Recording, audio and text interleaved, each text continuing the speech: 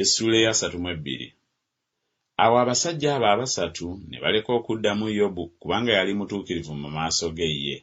Awo obusungu bwa Eriku mutabani wa Balakeri omubuzi ow'omu kika kya Laamu ne bulyoka bubuubuuka eri Yobu kubanga yeeyita mutuukirivu so si Katonda.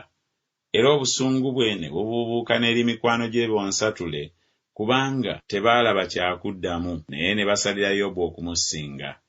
Era Eriku yali alindiridde okwogera ne Yobu kubanga waaliwo abaamusinga obukulu.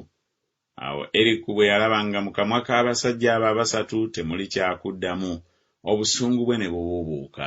Awo Eriku mutabani wa Balakeri omubuzi n'addamu n'ayogera nti, nze ndi muto nammwe muli bakadde nnyo, kyennavudde nzibiikiriza ne sanganga kubalaga kye ndowooza. Njogedde nti ennaku ze zandyogedde, olufulube lw'emyaka lwandiyigirizza amagezi. Naye waliwo omwoyo mu bantu, n'omukka gw'omuyinza w'ebintu byonna gubawo okutegeera. Abakulu si be bagezi, so n'abakadde si be bategeera emisango. Kyenvudde njogera nti mumpulire era nange nnaalaga kye ndowooza.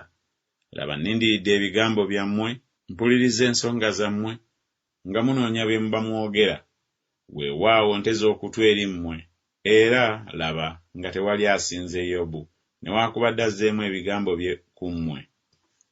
Mwekuume muleme okwogera nti tulabye amagezi, mpozzi Katonda ayinza okumuwangula si bantu. Kubanga ebigambo bye tabyolekezza nze, so siimuddemu na kwogera kwammwe. Basamaaliridde tebakyayanukula, tebalina kigambo kya kwogera. Nange nnaalindirira kubanga teboogera, kubanga bayimirira buyimirizi nga tebakyayanukula.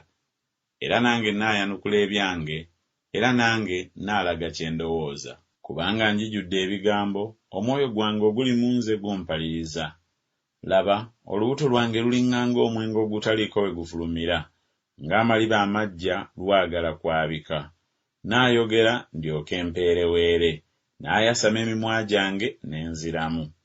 Nkwegayiridde nneme okusosola mu bantu eri omuntu yenna, so siiwe muntu yenna mannya ganyumiikiriza. Kubanga simanyi kuwa mannya ganyumiikiriza, omutonzi wange yandinziyeewo mangu.